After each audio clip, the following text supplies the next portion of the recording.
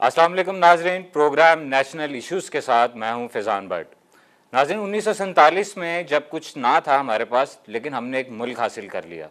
वो जिद्दोजहद, वो हुब्बुल वतनी, वो कहाँ पर है कि आज जब हमारे पास तमाम आसाइशें हैं, हर चीज़ पाकिस्तान के पास मौजूद है, चाहे वो कोई टेक्नोलॉजी हो, चाहे वो स्टूडेंट्स पावर हो, चाहे वो नॉलेज हो, एजुकेशन हो, सब कुछ पाकिस्तान के पास है, लेकिन फिर भी पाकिस्तान पीछे क्यों? बिज़नेस कम्युनिटी की अगर बात की जाए तो हर कंट्री की जो बैकबोन है वो बिज़नेस कम्युनिटी होती है। वो अगर खुश होती है तो जो इकॉनमी है पाकिस्तान की, किसी भी कंट्री की, वो अपवर्ड जाती है, लेकिन अगर वो खुश नहीं होती तो वो इन्वेस्टमेंट भी यहाँ से ले जाती है। तो इस वक्त हमारे साथ गेस्ट मौजूद हैं जो किसी तारुफ के मोहताज नहीं हैं। अमीन ज़की साहब इस वक्त हमारे साथ मौजूद हैं जो फाउंडर मेंबर हैं पीटीआई के, और इमरान खान के साथ पहले दिन से जो जिद्दोजहद कर रहे थे अमीन ज़की साहब हैं, और उनके साथ तशरीफ़ फरमा है साजिद सब्ज़वारी साहब जो हमारे रिपोर्टर भी हैं और एक अच्छा नॉलेज भी रखते हैं बिज़नेस के ऊपर कि डॉलर कहाँ पर जा रहा है, रुपए की कदर बढ़ रही है, कम हो रही है, इसके पीछे वजूहात क्या हैं, वो सारी इनसे भी जानेंगे। सबसे पहले अमीन ज़की साहब, पहले तो बहुत शुक्रिया कि सर आपने हमें टाइम दिया। सर आप ये बताइएगा कि जो एक स्ट्रेटजी लेके पीटीआई आई थी बिज़नेस कम्युनिटी के लिए, क्योंकि ज़्यादा बिजनेसमैन पीटीआई के पास ही हैं, नून लीग के या पीपल्स पार्टी के भी जो थे वो सारे ऑलमोस्ट पीटीआई के पास आ गए।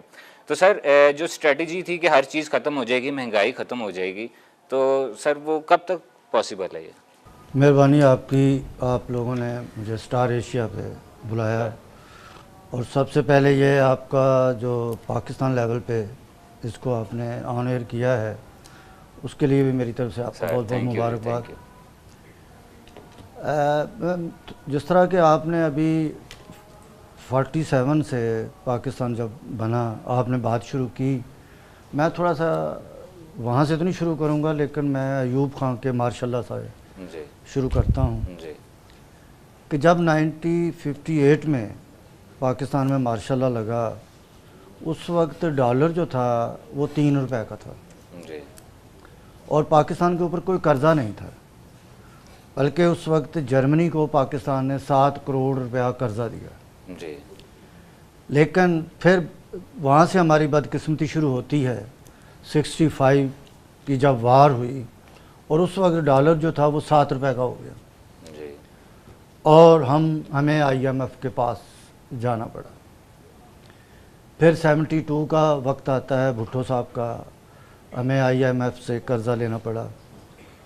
लेकिन ये हमारे मुल्क की एक बदकिस्मती रही है जी कि पाकिस्तान के अंदर जब भी मार्शल्लाह लगा है, चाहे वो ज़िया-उल हक का हो, चाहे परवेज़ मुशर्रफ साहब का हो या अयूब खान साहब का हो, कोई ना कोई ऐसा मिरेकल मौजज़ा होता रहा है कि हालांकि जब वो मार्शल्लाह लगता था जी तो उस हुकूमत के ऊपर, मार्शल्लाई गवर्नमेंट के ऊपर एक सैंक्शन लगता था पूरी दुनिया का कि इनके साथ तजारत नहीं करनी, इनको लोन नहीं देना।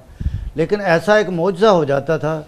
अब ज़िया के दौर में ये हुआ कि अफ़गानिस्तान और रशिया की जंग शुरू हो गई, और उसमें अमेरिका कूद गया जंग में, और हमारे मुजाहिदीन एक बनाया गया और जिहाद का कहा गया जी। और उसमें हालांकि सैंक्शन थी पाकिस्तान के ऊपर, लेकिन डॉलरों की बारिश हो गई हमारे ऊपर, और उसमें आपने देखा कि पाकिस्तान बड़ा खुशहाल हो गया वक्ती तौर पे ना, और अवाम सब कुछ भूल गए कि ये कर्ज़ा कहाँ से आ रहा है, ये पैसा कहाँ से आ रहा है, ये कौन से मुल्क हैं जो पाकिस्तान को बर्बाद करने पे तुले हुए हैं। उसके बाद फिर जमहूरी दौर आता है ज़िया के बाद, उसके अंदर भी अपने कर्ज़े लिए गए और लॉन्ग टर्म कर्ज़े लिए गए। वो लॉन्ग टर्म अब ख़त्म हो रहा है, ये जो पीटीआई की गवर्नमेंट आई है ना, अब वो देने हैं हमने। फिर परवेज़ मुशर्रफ साहब की गवर्नमेंट आई, उसमें भी सैंक्शन लगी, लेकिन सैंक्शन लगने के कुछ साल के बाद 9/11 हो गया जी। अब 9/11 हुआ तो अमेरिका को पाकिस्तान की ज़रूरत पड़ गई, ठीक है ना। तो ये पाकिस्तान की एक बदकिस्मती रही है, लेकिन ये पाकिस्तान के साथ जो हमदर्दी थी वो कायद आज़म और लियाकत अली ख़ान साहब के बाद ब्यूरोक्रेसी और सियासतदानों ने मिलकर पाकिस्तान को लूटा है। अब इमरान खान, तहरीक इंसाफ, हम लोगों ने 22 साल इसमें जद्दोजहद की है कि जिस तरह के लोग कहते हैं ना कि जी पीटीआई को रातों रात आ गई गवर्नमेंट में। बाकी आप देख लें, पीपल्स पार्टी 67 में बनी थी और 72 में, एक 5 साल बाद वो इक़्तिदार में थी जी। चाहे उसे मशरकी पाकिस्तान की कुर्बानी देनी पड़ी, ठीक है, वो एक मगरबी पाकिस्तान के प्राइम मिनिस्टर बन गए। उसके बाद ये हुआ कि नवाज शरीफ की गवर्नमेंट आ गई, ज़ियाउल हक की आई, परवेज़ मुशर्रफ की गवर्नमेंट आई। ये पाकिस्तान की बदकिस्मती रही है कि फिर ताजर जो हमारे ऊपर हुक्मरान रहे हैं, जब हम ये बात करते हैं कि हज़रत अबू बकर जब खलीफा बने तो उन्होंने कारोबार अपना बंद कर दिया था, उनका कपड़े का बिज़नेस था, वो इसलिए बंद किया था कि बाकी लोगों का कारोबार ना ख़राब हो जाए। तो इनकी औलादों ने, आप देख लें कि मियाँ साहब की, मियाँ नवाज शरीफ साहब के बेटों ने भी बिज़नेस किया, मियाँ शहबाज शरीफ साहब के बेटों ने किया, और लोगों के बेटों ने भी किया, उनकी नस्लों ने किया, और उस कारोबार की वजह से इन्होंने बिज़नेस कम्युनिटी को जाली फ़ायदे दिए, आर्टिफिशियल फ़ायदे दिए, जो आज पीटीआई गवर्नमेंट भुगत रही है। नहीं सर, ये आपकी बात बिल्कुल ठीक है कि जितने पिछले सियासतदान रहे हैं, वो चाहे पीपल्स पार्टी है या नून लीग है, वो उन सारों की वजह से आवाम पिस रही है। लेकिन सर अगर देखा जाए तो 80% सारे पुराने पॉलिटिशियंस तो आपके साथ हैं। उसकी वजह जिनको वजारतें मिली हैं वो भी इस वक्त सारे पुराने पॉलिटिशियंस हैं जो 22 साल से आपकी तरह जो जिद्दोजहद कर रहे थे, वो तो हमें कहीं दिखाई नहीं दे रहे। उसकी वजह यह थी कि ये मेरी एक दफ़ा खान साहब से बात भी हुई और भी हमारी जो लीडरशिप थी उनसे बात हुई कि भाई हम ऐसे लोगों को क्यों ले रहे हैं पार्टी के अंदर, अगर दूसरी पार्टियों के लोग, अच्छे लोग भी हैं उसमें, अच्छे लोग भी हैं।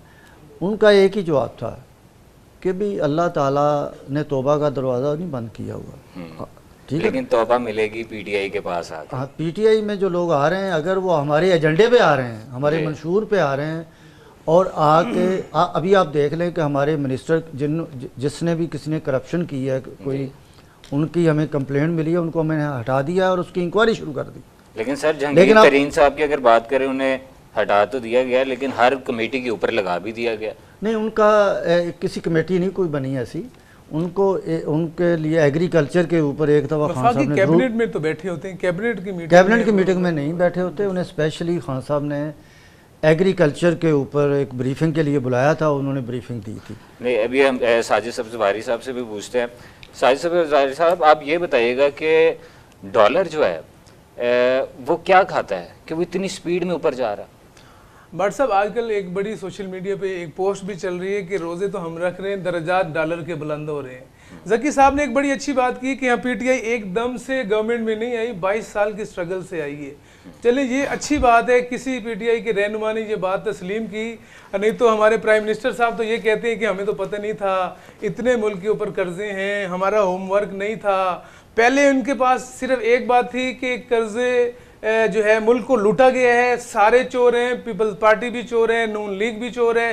पहले ये राग अलापती रही पीटीआई, और अब पीटीआई कह रही है कि अब जो है मुल्क के ऊपर कर्जे हैं। इनका लगता है होमवर्क नहीं था, ये नए नहीं थे। बिल्कुल सही कहा इन्होंने 5 साल इससे पहले केपीके में गवर्नेंस की है, ये वहाँ पर डिलीवर करके आए हैं, और उसके नतीजे में इनको वफाक में जो है पाकिस्तान की आवाम ने मौका दिया है। डॉलर को जो पर लगा हुआ है उसको कोई भी पीटीआई के जो जितने भी मईशतदान हैं वो नहीं रोक सकते। असद उमर साहब के अंदर कैपेबिलिटी थी, वो मुहिब्बे वतन थे। आपके प्रोग्राम में आपने इंट्रो में भी कहा कि मुहिब्बे वतन लोग कहाँ हैं। आपने मलेशिया के प्रेसिडेंट प्राइम मिनिस्टर को, महातीर को यहाँ तो बुलाया, लेकिन बदकिस्मती से आपने उसके विजन को फॉलो नहीं किया।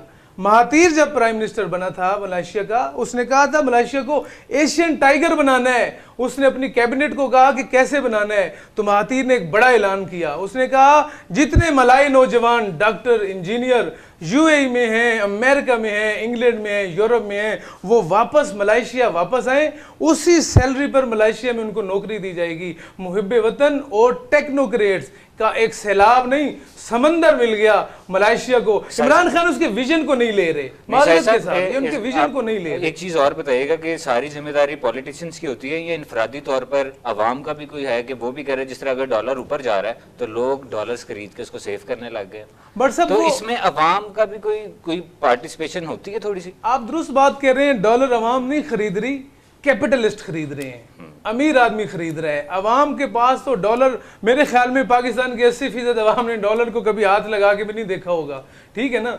तो वो डॉलर गायब करने वाले लोग कैपिटलिस्ट हैं, बिजनेसमैन हैं, पार्लियामेंट के अंदर बैठे हैं, कुछ इनकी जमात में बैठे हैं, कुछ नून लीग में बैठे हैं, कुछ पीपल्स पार्टी में बैठे हैं, कुछ काफ लीग में बैठे हैं। जो डॉलर खरीद रहे हैं, जो इनके इन्वेस्टर हैं, जो इनके जलसे करते हैं पॉलिटिकल पार्टीज के, वो खरीद रहे हैं। बट साहब, अवाम पे ये इल्जाम हम नहीं लगा सकते। अवाम बेचारी तो डॉलर देख नहीं सकती, खरीदना तो बहुत दूर की बात है। लेकिन हमारे बिजनेसमैन अगर मार्केट से डॉलर खरीदेंगे तो ये एक अलमिया है। इसका मतलब ये है कि हमारे बिजनेस कम्युनिटी के लोग भी, या जिनके पास इन्वेस्टमेंट है, जिन्होंने डॉलर पे इन्वेस्टमेंट करके डॉलर को मार्केट से गायब कर दिया है और डॉलर के पर जो है वो काबू में नहीं आ रहे, तो ये काम किसका है? नहीं, लेकिन ये जकी साहब का काम है, गवर्नेंस का काम है इसको रोकना। ये अब 10 महीने हो गए, अब चोर बाजारी की दुकानदारी भी बंद होनी चाहिए, कर्जों की दुकानदारी भी बंद होनी चाहिए। अब इनको इस बात का जिम्मेदारी लेनी चाहिए कि अब ये हैं, अब हुकूमत में ये हैं, अब ये अपोजिशन में नहीं है। इनके रोल से ऐसे लगता है कि ये अभी तक कंटेनर पे बैठे हैं। नहीं साहिब साहब, इनकी तरफ से अगर कोई अपडेट हुई है तभी तो अब डॉलर जितने भी हैं वो स्टेट बैंक से मिला करेंगे। ये तो इनका एक अच्छा इकदाम है। इसके बाद भी हम मजीद भी जकी साहब से कुछ क्वेश्चन इस तरह के करेंगे जो अवामी होंगे, जिसका डायरेक्ट ताल्लुक अवाम के साथ होगा। शॉर्ट ब्रेक के बाद दोबारा मिलते हैं और अमीन जकी साहब से पूछते हैं कि अवाम अब कहाँ पे जाएगी।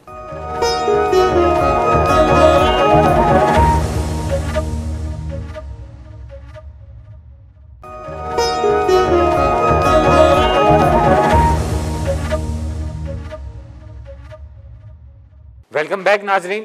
अमीन जकी साहब, आप ये बताइएगा कि जो इन्वेस्टर्स आने थे पाकिस्तान के अंदर, वो कितने % इन्वेस्टर्स पाकिस्तान में आए? अब तो ये लग रहा है कि जो पाकिस्तान के इन्वेस्टर्स थे वो भी बाहर जा रहे हैं। देखिए, मैं भट्ट साहब आपको इस एक चीज़ बताना चाहता हूँ कि ये 30 साल के करीब नून लीग ने की है गवर्नमेंट पाकिस्तान के अंदर, हुक्मरानी की है उन्होंने 30 साल। ये अदारों के अंदर, जिस तरह अभी साजिद साहब ने कहा कि ये डॉलर मतलब बहुत बढ़ रहा है ऊपर, ये अब नीचे भी आएगा। ये इसहाक डार और उसका माफिया, ये पॉइंट हो चुका है, पता चल चुका है कि ये क्या कर रहे हैं, किस तरह कर रहे हैं, कौन ख़रीद रहे हैं, इन्वेस्टर कौन है। और ये जो अमीर तरीन लोग हैं, गरीब आदमी का काम, अवाम तो नहीं डॉलर ख़रीद रही ना, ये साजिद साहब भी कह रहे हैं, ये वो लोग ख़रीद रहे हैं, इन्वेस्टमेंट कर रहे हैं और वो पॉइंट आउट हो चुके हैं, उनके ऊपर कार्रवाई होगी। और जिस तरह अभी आपने कहा स्टेट बैंक, नेशनल बैंक जी, ये 1 जून से इंशाल्लाह ताला यही लोग टोकरियां भर भर लाएंगे डॉलर के, ये डॉलर ले लें, हमारा रेट नीचे आएगा इंशाल्लाह। ये तिफल तसलियाँ भट्ट साहब, ये अभी मवासलात के मिनिस्टर हैं हमारे मुराद सईद साहब, मैं माजरत चाह रहा हूँ आपको इंटरप्ट करने पे। उन्होंने इलेक्शन से पहले कहा कि 100 अरब डॉलर का कर्जा है। इमरान खान ने आते ही 200 अरब डॉलर जो है उसने इकट्ठा कर लेने जो बाहर पड़ा है, और 100 अरब डॉलर उसने मुंह पे मारने IMF के, और हम IMF के पास नहीं जाएंगे। मुझे तो हैरानगी इस बात की है, पाकिस्तान का पहला प्राइम मिनिस्टर है जो IMF के पास डायलॉग करने के लिए बराह रास्त जाता है, और उसके बाद भी IMF कर्जा बेल आउट पैकेज अनाउंस नहीं करता, और उसके बाद भी उन्होंने इतने सख्त और कड़ी तनकीद जो है शराइत रखी। ये जकी साहब इस बात की गवाही देंगे कि कड़वा घूंट भरा है PTI की गवर्नमेंट ने, यू टर्न तो लिया ही लिया है, लेकिन उसके बावजूद इन्होंने कड़वा घूंट बनाया। जो बेल आउट पैकेज इन्होंने लिया है, शायद ये बेल आउट पैकेज कोई एक्सपीरियंस हुकूमत, डेमोक्रेटिक हुकूमत होती तो वो इस शर्त पे ना लेती। तो अमीन साहब, अगर हम IMF के पास ना जाएं, ये तो मजबूरी है कि हमारी गवर्नमेंट को जाना पड़ रहा है, लेकिन एक जो दावा किया जा रहा था कि जिन्होंने पाकिस्तान को लूटा, जिन्होंने अरबों खरबों बनाए हुए, उनका सिर्फ नाम ही लेना था। अवाम वेट कर रही है कि कब TV पे दिखाया जाएगा कि इतने पैसे इमरान खान साहब ले आए हैं, तो हमें तो लोन की भी जरूरत नहीं पड़ेगी। इसके ऊपर मैं ये देखें, हमारी अदालतें हैं, सुप्रीम कोर्ट है, हाई कोर्ट है, इनके अंदर इनके केसेस हैं, नैब के अंदर केसेस हैं, रेफरेंस इनके दायर किए गए हैं। पहले आप ये देखें कि ये इतने टेक्निकल चोर हैं।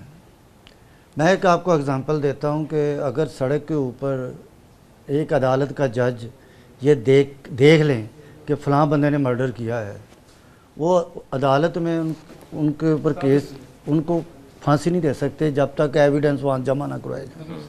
तो सर वो सारे एविडेंस किधर हैं? वो जो नहीं, एविडेंस हैं, वो दिए हैं इन्होंने, लेकिन इनके जो इन्होंने टेक्निकली तरीके से लूटा है वो छोड़ेंगे नहीं इन्हें। लेकिन जो डिले हो रहा है ना, ये चीज़ें जो केस डिले हो रहे हैं, अभी केस ख़त्म तो नहीं हुए ना, चल रहे हैं केस, ये इनका पैसा वापस आएगा जरदारी। लेकिन सर ये तो मोस्टली सारे केस वो हैं जो पुराने चल रहे हैं, नए केस जो पीटीआई की जानिब से क्या स्ट्रेटजी ये बनाई फेक गई? अकाउंट्स के जो आए हैं जरदारी के, इतने को 30-40 अकाउंट्स आए हैं, बिलावल के आए हैं, और लोगों के जो आ रहे हैं, तो न्यूज़ बन के खत्म होगी हवा नहीं, में, न्यूज़ उसका फॉलो अप पीटीआई क्या कर उसकी रही है? पेशियां बेचारे भुगत रहे हैं, जा रहे हैं, वो छोड़ेंगे नहीं उन्हें। लेकिन सर जरदारी साहब तो पहले भी बहुत पेशियां भुगत रहे थे, लेकिन उन्हें क्लीन चिट मिल गई थी। जरदारी अब की बार भी अगर मिल गई क्लीन तो फिर चिट आप तो क्या नून लीग के दौर में हुई, परवेज मुशर्रफ के दौर में हुई, बल्कि क्लीन चिट जब एनआरओ हुआ तो तहरीक इंसाफ ने तो अभी तक किसी को क्लीन चिट नहीं दी और ना देनी है इमरान खान ने। तो सर किस लिहाज से पीटीआई क्लीन चिट दे सकती है, किस अथॉरिटी के पैसे साथ दें, पैसे वापस करें, क्लीन चिट मिल जाएगी उन्हें, वो बाहर भी जा सकते हैं, जो मर्जी करें, पॉलिटिक्स करें, लेकिन मतलब उन्हें जो उन्होंने लूटा है पाकिस्तान का पैसा वो उन्हें देना पड़ेगा। तो सर अब हम एक छोटी सी ब्रेक लेते हैं और उसके बाद आपसे ये पूछेंगे कि जो ये पेट्रोल है और जो ये डॉलर है ये कहाँ तक जाएगा और कहाँ तक बढ़ता रहेगा और कहाँ पर जाके रुकेगा कि आवाम इंतज़ार करे कि यहाँ पर आके रुक जाएगा और इससे आगे नहीं बढ़ेगा। एक छोटी सी ब्रेक के बाद मिलते हैं और यहीं से अपनी गुफ्तगू का आगाज़ करेंगे।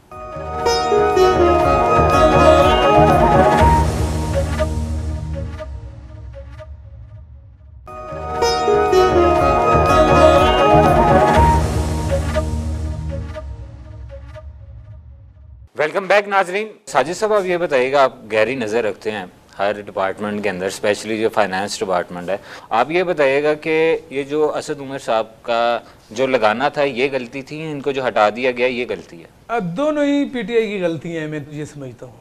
अगर असद उमर साहब को हटाना ही था, आप इतने दूरअंदेश थे नहीं, आप समझ रहे थे कि शायद आप आईएमएफ के पास जाएंगे नहीं। अगर आप ये सारी चीज़ें हम अज्यूम कर लें तो इसका मतलब है आपका होमवर्क नहीं था, और अगर आपका होमवर्क था तो आपको असद उमर साहब को हटाना नहीं था। असद उमर साहब का जो स्टांस था वो कि गलत नहीं था, वो पाकिस्तान की आवाम के हक में स्टांस था। लेकिन चूंकि ये एक फॉरेन जो है वो डिक्टेशन सी, वो डिक्टेशन के तहत आईएमएफ ने कहा कि आप हमें जो है हफीज शेख को लाएं, आपका वजारत वजीर खजाना हमें नहीं चाहिए, ये पाकिस्तान की बात करता है, ये पाकिस्तान की बात बनाया जा रहा है। एक कमेटी का चेयरमैन उन्हें बनाया जा रहा है कि ये भी आईएमएफ की तरफ से उनको सर चेयरमैन लगाया। देखिए, फवाद चौधरी साहब को इतलात की मिनिस्ट्री से हटा के साइंस और टेक्नोलॉजी की मिनिस्ट्री तो दे दी गई ना। पीटीआई के बाद मेरे ख्याल में इनके पास तो लोग नहीं है कि जिन नए चेहरे मुतारिफ करवा सकें और कैपेबल चेहरे मुतारिफ करवा सकें, इसलिए 9 मिनिस्टर जो हैं इस वक्त मुशर्रफ साहब की कैबिनेट वाले इधर बैठे हुए हैं, जो पीपल्स पार्टी, काफ लीग, नून लीग, मुख्तलिफ जमातों से इनका ताल्लुक है, और अब टेक्नोक्रेट्स के जरिए से हुकूमत को चलाने की कोशिश की जा रही है। तो मेरा बुनियादी नुकता फैज़ान भट्ट साहब इससे इख्तलाफ है कि जो इमरान खान खुद दयानतदार आदमी है, इस पे दूसरी तीसरी कोई राय नहीं है, लेकिन इमरान खान साहब का जो एहतसाब का पैटर्न है ना, जकी साहब तो कह रहे हैं उनके खिलाफ रेफरेंस दायर हो चुके हैं। खान साहब मुतअद्दिद बार प्रेस कॉन्फ्रेंसिस में इस बात का इयादा कर चुके हैं, ऐलान कर चुके हैं, खुलम खुला इजहार कर चुके हैं कि वो, उन्होंने कहा कि नैब अगर मेरे अंडर होती तो इस वक्त 50 लोग पकड़े होते। इसमें it mean prime minister is not happy with NAB, NAB की कार्रवाई से, नैब की कारकर्दगी से प्राइम मिनिस्टर जो है मुतमिन नहीं है। ये फॉर्मेट नहीं होता इनकलाबी मुल्कों के अंदर। जी शाहिद साहब, आपने बहुत अच्छी बातें की हैं। इसी के ऊपर एक क्लिप देखते हैं कि इमरान खान साहब ने क्या बात की थी इसी के ऊपर, और उसके बाद गुफ्तगू अपनी आगे बढ़ाते हैं। ख्वातीन हज़रात, मैंने ये जो अभी हमारी ट्रेवर ने और वो जो बाहर से हमारे मेहमान आए हुए, उन्होंने जो भी ये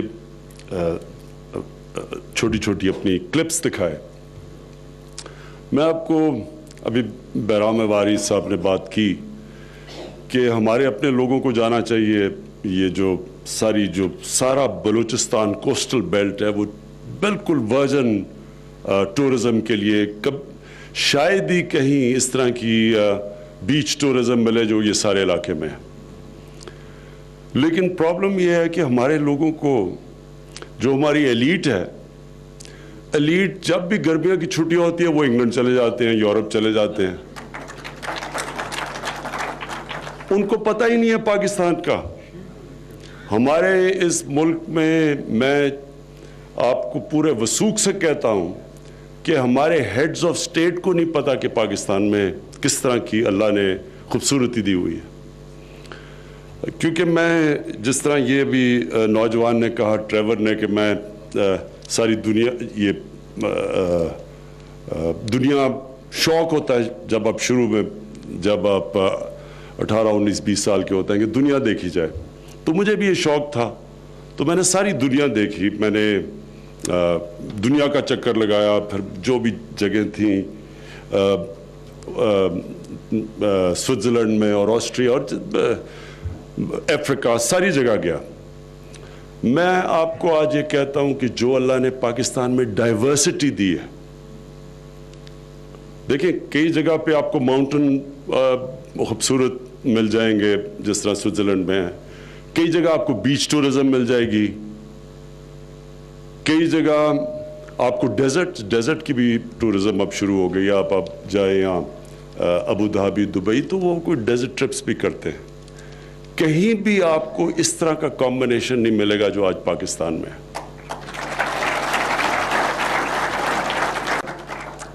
जब मैं गर्मियों में जाना चाहता था पहाड़ों पे, क्योंकि हमारे पास एक हमारा टीचर था HSN कॉलेज में, अभी वो 101 साल की उम्र में फौत हुए हैं, GD लैंगडन्स, तो वो हमारे स्कूल की ट्रिप्स करवाता था नॉर्दर्न एरियाज़ में।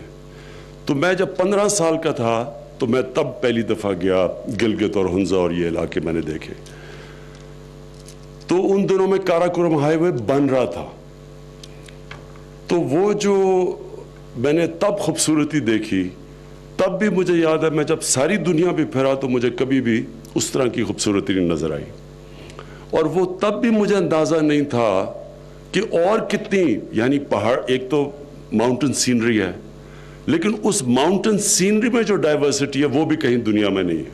मसलन आप सुलेमान रेंज देखें वो और है, आप हिमालय देखें वो और है, काराकोरम देखें वो और है, इन सब के अंदर मुख्तलिफ चीज़ें हैं। जब इस क्लिप में हम देखते हैं कि असद उमर साहब क्या कह रहे हैं, उनके दावे क्या हैं, कि वो जिसमें कह रहे थे कि जो इकॉनमी है पाकिस्तान की उसको हम ऊपर लेके जाएंगे और जो जितने डेट्स हैं पाकिस्तान के वो कम से कम किए जाएंगे। पहले ये क्लिप देखते हैं, उसके बाद इसके ऊपर गुफ्तगू करते हैं। और क्योंकि मैं IMF की बात कर रहा हूँ तो एक और शख्स का मैं खुसूसी शुक्रिया अदा करना चाहता हूँ, डॉक्टर हफीज़ पाशा, जिन्होंने अपना एक in house framework model develop किया है और पंजाब के अंदर उन्होंने इसके ऊपर काम किया है। दी इज़ बीन वेरी ग्रेशियस, उन्होंने हमारे साथ भी शेयर किया है और हमारी उससे बहुत मुआवनत हुई है। जो IMF के साथ हमारी निगोसिएशन चल रही हैं उसके अंदर भी तो डॉक्टर हफीज़ पाशा साहब का भी मैं खुसूसी शुक्रिया अदा करना चाहता हूँ। ये भी मैं बता दूं कि इस फ्रेमवर्क को, इसको अगर आप देखें तो यहाँ पर लिखा होना चाहिए था, जो नहीं नज़र आ रहा मुझे, यहाँ पर ड्राफ्ट लिखा होना चाहिए था, विच आई डोंट सी।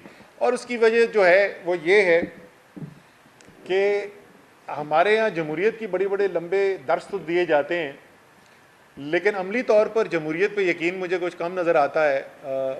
हम इसमें यकीन रखते हैं कि एक हकीकी जमहूरी निज़ाम के अंदर पार्लिमान का एक खुसूसी रोल है और एक अहमियत है, और फ़ैसले जो हैं वो बड़े फ़ैसले कौम के जो हैं वो पार्लिमान के अंदर किए जाएँ।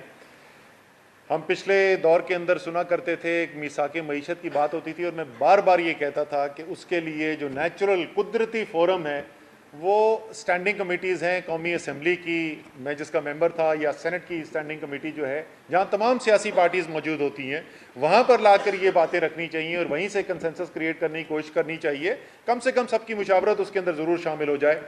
तो इसलिए हमने ये फ़ैसला किया था। मैंने ख़ुद ये तजवीज़ दी थी पिछली कौमी असम्बली की स्टैंडिंग कमेटी की मीटिंग के अंदर, और आज मैं दोनों स्टैंडिंग कमेटी के चेयरमैन सेनेट और नेशनल असम्बली जो हैं उनको ये फ्रेमवर्क भिजवा दूंगा और स्टैंडिंग कमेटीज़ से दरख्वास्त कर लूँगा कि वो इसको देखें भी, इसके ऊपर इस पर हमें मशवरा भी दें, और मैं दोनों जो कायमा कमेटीज़ हैं उसके अंदर ख़ुद ज़ाती तौर पर भी जाके उनके साथ इसके ऊपर ज़रूर बातचीत करूँगा और उनसे मुशावरत हम हासिल करेंगे, और उसके बाद हम इसको, जब उनकी भी इनपुट हमें मिल जाएगी तो उसके बाद हम इसको फ़ाइनल करेंगे।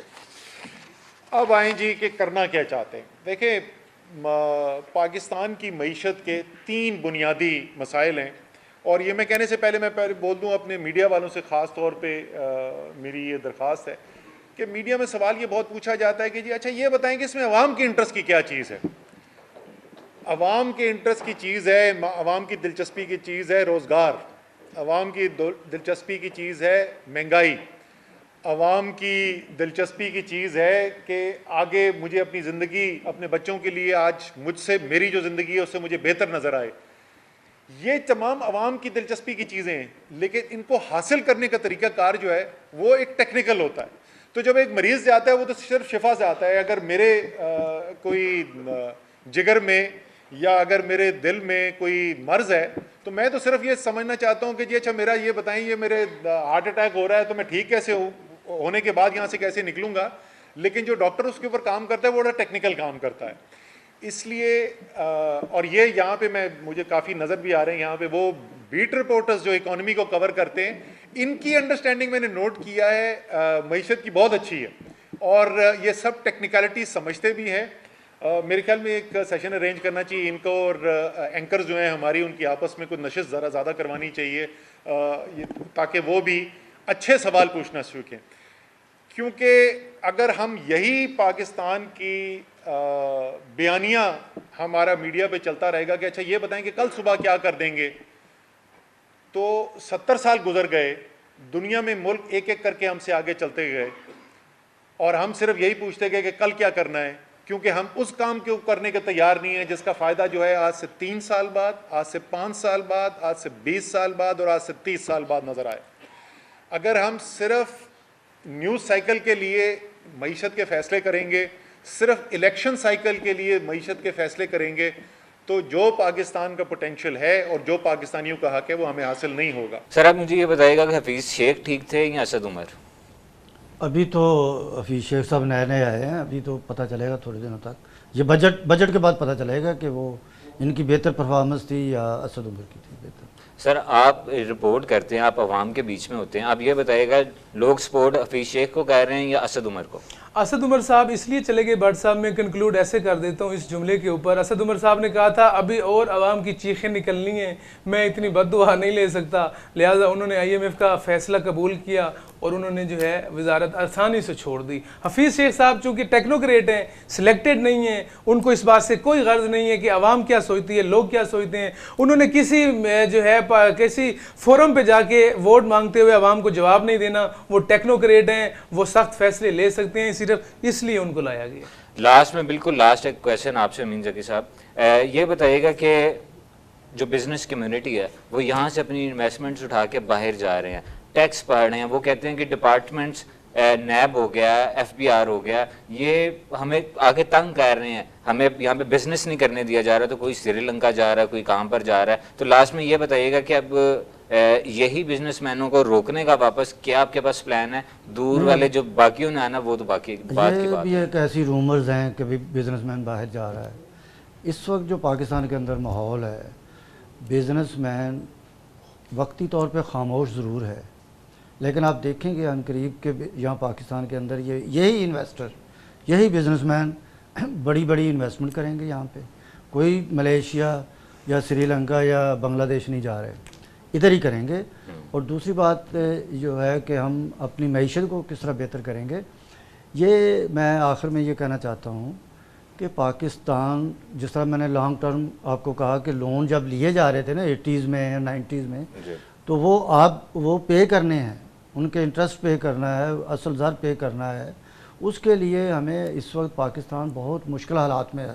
अगर ये हम फैसले कर रहे हैं, किसी को आगे, किसी को पीछे, किसी को इधर, कभी उधर, ये वक्त की ज़रूरत है। इस वक्त परेशानी है हमारी मईशत के अंदर, लेकिन ये ज़्यादा दूर नहीं है, ये बहुत जल्द आप देखेंगे इंशाअल्लाह ताला। इसी बजट के बाद आप देखेंगे कि बेहतरी की तरफ इंशाअल्लाह ताला हम जाएंगे। जी नाज़रीन, यहाँ पर आपको हमने गुफ्तगू सुनाई जो गवर्नमेंट अब हमारे पास है PTI की, इससे पहले वो क्या इनके दावे थे, अब उनकी इम्प्लीमेंटेशंस क्या है और इनकी फर्दर स्ट्रेटजी क्या है, वो सारी यहाँ पर दिखाई है। और जो बिज़नेस कम्युनिटी है, स्पेशली जो ये प्रोग्राम भी देख रहे हैं और हमारा प्रोग्राम भी बिज़नेस कम्युनिटी के लिए स्पेशली, वो कम अज़ कम ये अपने अंदर होप ज़रूर रखें कि गवर्नमेंट कुछ इस तरह के इनिशिएटिव्स ले रही है पॉजिटिव हो गया वो बिजनेस कम्युनिटी के लिए, और जो बाहर जा रहे हैं वो वापस पाकिस्तान के अंदर रहेंगे। और मज़ीद भी हम कोशिश करेंगे अपने अगले प्रोग्राम के अंदर हम ये भी आपको दिखाएंगे कि रुपए की कदर कम होने की मेन वजूहात कौन सी हैं, उसके पीछे कौन लोग हैं, किन्होंने फ़ायदा उठाया है, और मुल्क हमारा जो आवाम है वो नुकसान क्यों उठा रहे हैं। अब तक के लिए इजाज़त दीजिए, अपने होस्ट फैज़ान भट्ट को, कल इंशाल्लाह होती है मुलाकात।